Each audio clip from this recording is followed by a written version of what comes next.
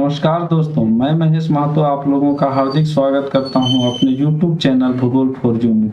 आज के इस लेक्चर वीडियो में हम लोग कक्षा 12 विषय भूगोल मानव भूगोल के मूल सिद्धांत के अंतर्गत इकाई 3 अध्याय 6 पाठ द्वितीय क्रियाओं के बारे में जानेंगे। द्वितीय क्रियाओं का यह पहला वीडियो है। इस लेक्चर वीडियो में हम लोग निम्न बिंदुओं को कवर करेंगे।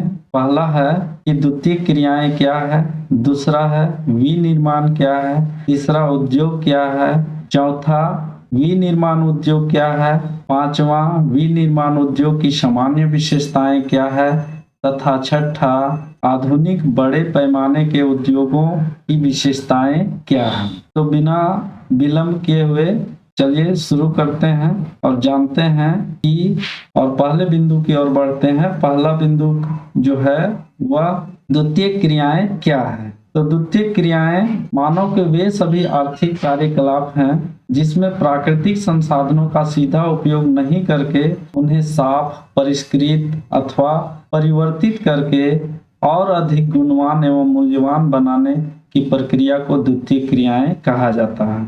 द्वितीय व्यवसाय में मुख्यतः प्राथमिक व्यवसायों से प्राप्त होने वाले सामग्री को निर्मित वस्तुओं फिनिश्ड गुड्स में परिवर्तित किया जाता है, जिससे वे सामग्री और अधिक गुणवान और मूल्यवान एवं उपयोगी हो जाते हैं। जैसे गेहूं से आटा बनाना, कपास से धागा एवं सूती वस्त्र या कपड़ा बनाना, गन्ना से गुड़ एवं चीनी बनाना, दूध से खोआ, पनीर, बटर आदि बनाना, लकड़ी से विभिन्न प्रकार के फर्नीचर, कागज आदि को बनाना। इसी प्रकार खनन से प्राप्त लौह अयस्क का हम प्रत्यक्ष रूप से उपयोग नहीं कर सकते हैं, किंतु लौह अयस्क से लोहा एवं इस्पात बनाने के बाद यह मूल्यवान हो जाता है और इसका उपयोग बढ़ जाता है तथा इससे कई प्रकार की वस्तुएं, मशीनें, औजार आदि बनाने के लिए किया जा सकता है। इसी प्रकार से कृषि, पशुपालन,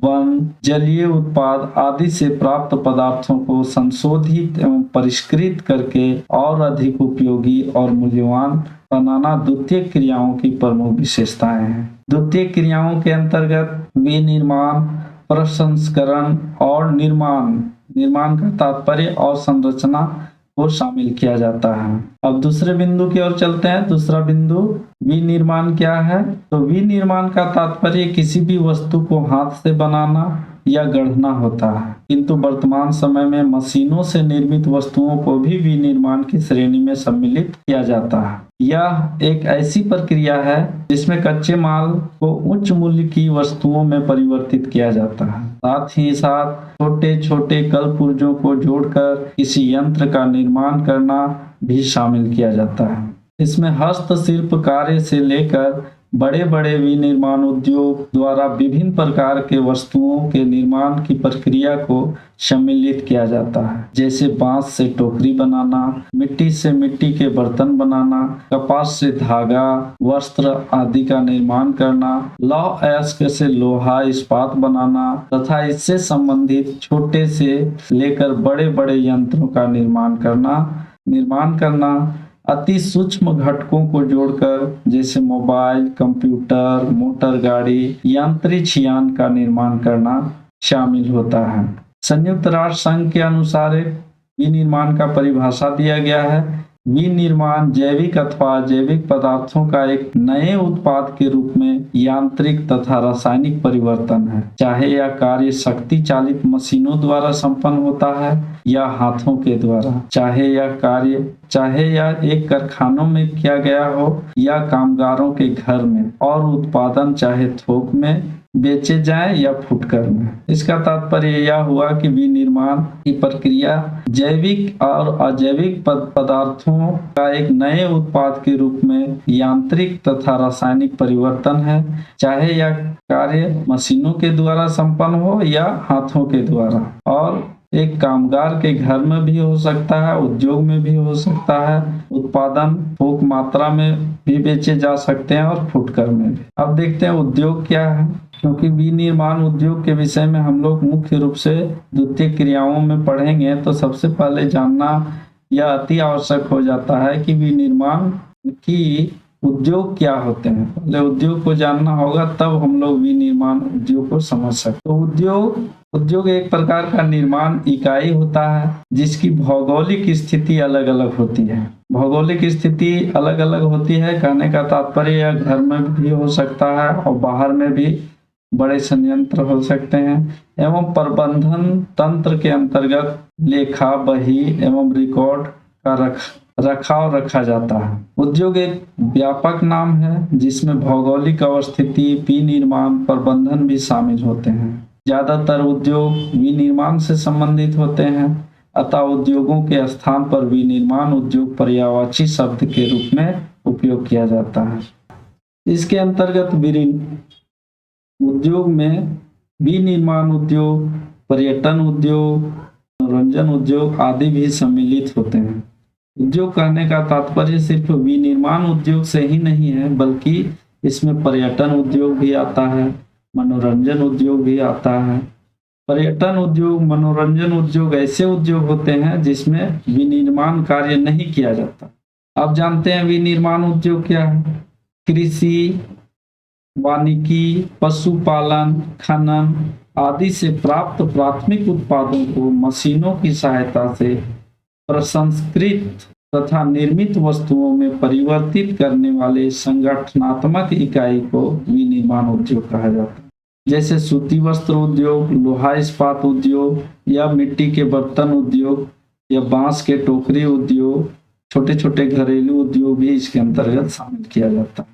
विनिर्माण उद्योग में पर्यटन उद्योग, मनोरंजन उद्योग को शामिल नहीं किया जाता है, क्योंकि इन उद्योगों में विनिर्माण की प्रक्रिया नहीं की जाती है। विनिर्माण उद्योग में किसी वस्तु का स्वरूप जितना अधिक परिवर्तित होगा, उसका मूल्य और उसकी उपयोगिता उतनी अधिक बढ़ेगी। जैसे कपास को कपड़े में परिवर्तित करने से उसका मूल्य बढ़ जाता है, फिर उसी कपड़े को वस्त्र या पोशाक बनाई जाती है तो उसका मूल्य और अधिक हो जाता है। सभी प्रकार के विनिर्माण उद्योग की कुछ सामान्य विशेषताएं होती है या सामान्य विशेषताएं पाई जाती है।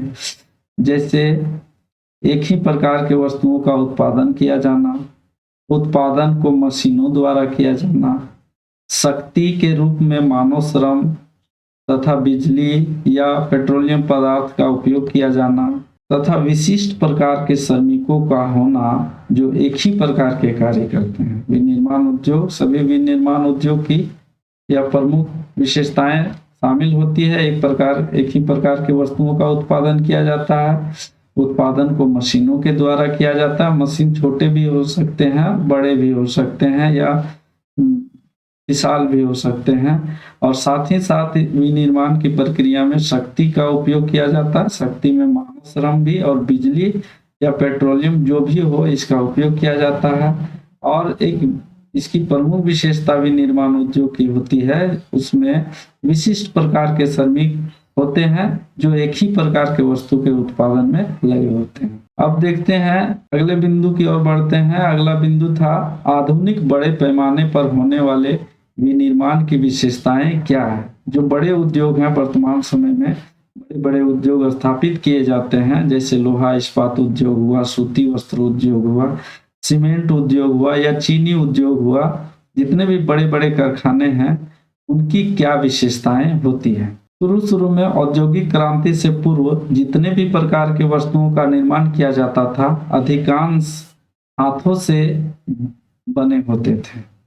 औद्योगिक क्रांति से पूर्व जितने भी वस्तुओं का निर्माण किया जाता था वो हाथों के द्वारा बनाए जाते थे। इसमें उत्पादन बहुत कम होता था तथा शक्ति, पूंजी और यंत्र आदि का भी बहुत कम उपयोग किया जाता था। जबकि औद्योगिक क्रांति के बाद विभिन्न प्रकार के यंत्रों का विकास हुआ तथा विभिन्न प्रकार के औद्योगिक इकाइयों को स्थापित किया गया, जिससे एक ही प्रकार के वस्तुओं के उत्पादन उद्योगों के द्वारा विशाल पैमाने पर किया जाने लगा, जिसमें अत्यधिक मात्रा में पूंजी, श्रम, शक्ति, यंत्रों आदि का उपयोग किया जाता है।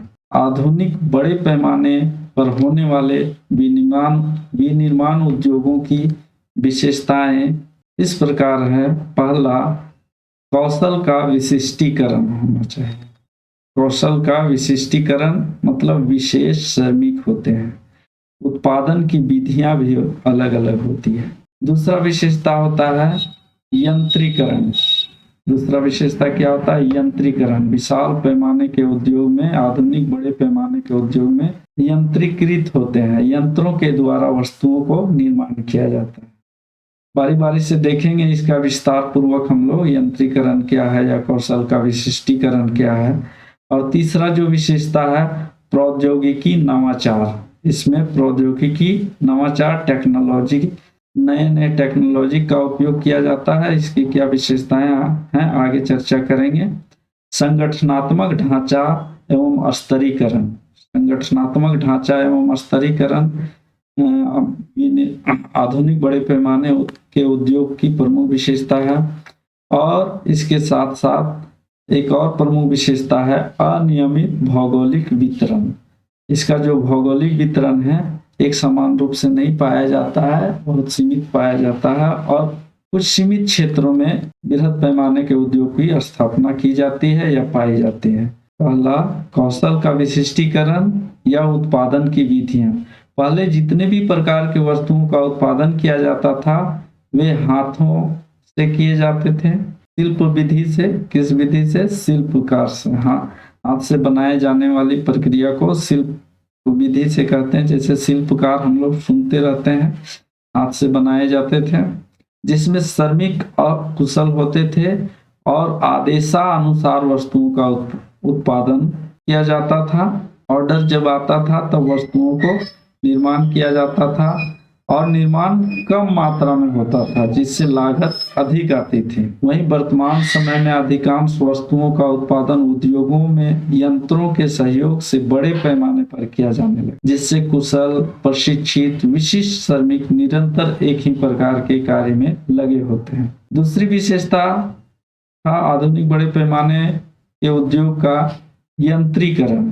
यंत्रीकरण का अर्थ होता है कि वस्तुओं के उत्पादन में यंत्रों के उपयोग से है। जब उत्पादन पूर्ण रूप से मशीन द्वारा किया जाता है तो उद्योग का यंत्रीकरण कहलाता है। जब उत्पादन पूर्ण रूप से यंत्रों के माध्यम से किया जाता है तो उद्योगों का यंत्रीकरण कहलाता है। वर्तमान समय में स्वचालित निर्मित प्रक्रिया के दौरान मानव की सोच को सम्मिलित किए बिना कार्य करना। वर्तमान समय में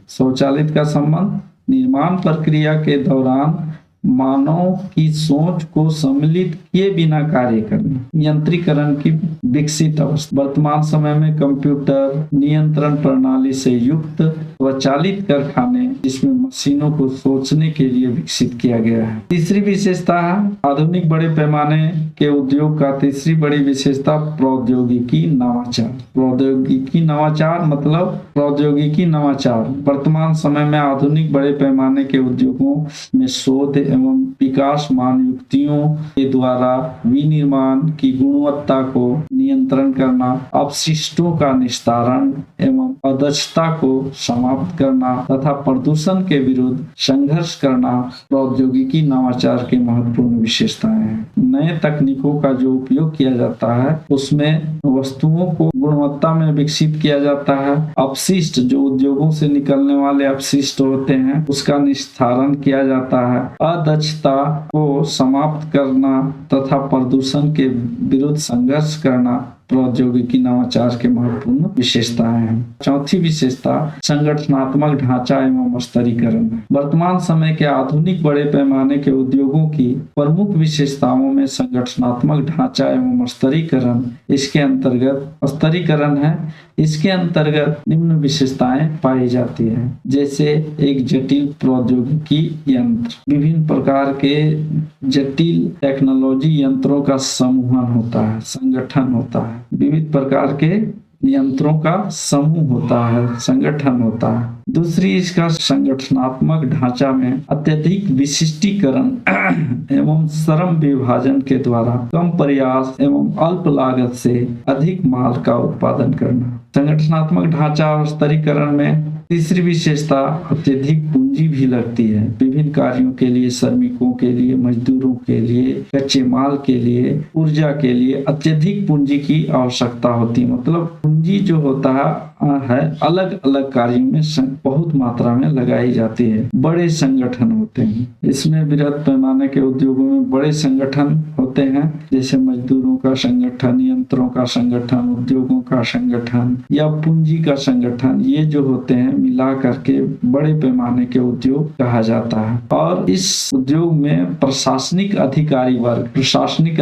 वर्गों की भी आवश्यकता होती है अधिक मात्रा में, जैसे वस्तुओं को सेल करना, डिजाइन करना, उसका कच्चे माल को प्राप्त करना। प्लान बनाने वाले प्रशासनिक वर्ग जो होते हैं वह भी बड़े पैमाने के उद्योग में, आधुनिक बड़े पैमाने के निर्माण उद्योग में शामिल होते हैं। आधुनिक बड़े पैमाने के उद्योग की पांचवी विशेषता अनियमित भौगोलिक वितरण है। अनियमित भौगोलिक वितरण का तात्पर्य बृहद पैमाने के उद्योगों का वितरण विश्व में अनियमित रूप से फैला हुआ है। विश्व के कुल स्थलीय क्षेत्रफल का लगभग 10% से भी कम भाग में इसका वितरण पाया जाता है। आधुनिक बड़े पैमाने के उद्योग जो होते हैं या आधुनिक विनिर्माण के उद्योग होते हैं वो कुल स्थलीय क्षेत्र का मात्र 10% भाग से भी कम क्षेत्र में पाए जाते हैं। यह कुछ देशों तक सीमित है, कुछ देशों में ही सीमित है जो आर्थिक राजनीतिक शक्ति का केंद्र बने हुए हैं, जैसे भारत, संयुक्त राज्य अमेरिका, ग्रेट ब्रिटेन, चाइना आदि में बड़े पैमाने के उद्योग स्थापित किए गए हैं या यहाँ विकसित है, जिसके कारण यहाँ राजनीतिक शक्तियों का केंद्र बना हुआ है। आधुनिक बड़े पैमाने के उद्योग की सबसे बड़ी विशेषता इसके विकास के लिए कृषि की तुलना में काफी कम भूमि की आवश्यकता होती है। साथ ही साथ कृषि के अपेक्षा श्रमिकों की संख्या या सघनता अधिक होती है। जो कृषि कार्य होते हैं उसमें अत्यधिक भूमि की आवश्यकता होती है और श्रमिक कम होते हैं तथा इसमें कम लोगों का भरण पोषण किया जाता है। वहीं उतने ही भूमि में किंतु इतने ही क्षेत्र में अनेक बृहद उद्योगों का संकुल या समूह स्थापित किए जा सकते हैं, जिसमें हजारों श्रमिकों को रोजगार दिया जा सकता है। इसलिए भारत, चीन जैसे अत्यधिक जनसंख्या घनत्व वाले या जनसंख्या वितरण वाले देशों में इन उद्योगों की प्रधानता पाई जाती है। उम्मीद करते हैं दोस्तों आप लोगों को यह वीडियो पसंद आया होगा। अगर पसंद आया तो इसे लाइक करें और अपने दोस्तों के मध्य शेयर करें तथा हमारे चैनल गूगल फॉर यू को सब्सक्राइब करके बेल नोटिफिकेशन को जरूर दबाएं, जिससे आगे आने वाले नए वीडियो का नोटिफिकेशन आप लोगों को मिलता रहे। और आप लोगों के मन में किसी प्रकार का प्रश्न या सुझाव हो तो कमेंट बॉक्स में जरूर करें। और भूगोल से संबंधित विषय बिंदुओं को अगर जानना हो तो हमारे ब्लॉग www.bhugol.net में विजिट कर सकते हैं। आप लोगों का बहुत बहुत धन्यवाद। मिलते हैं अगले वीडियो में, तब तक के लिए जय हिंद, जय भारत।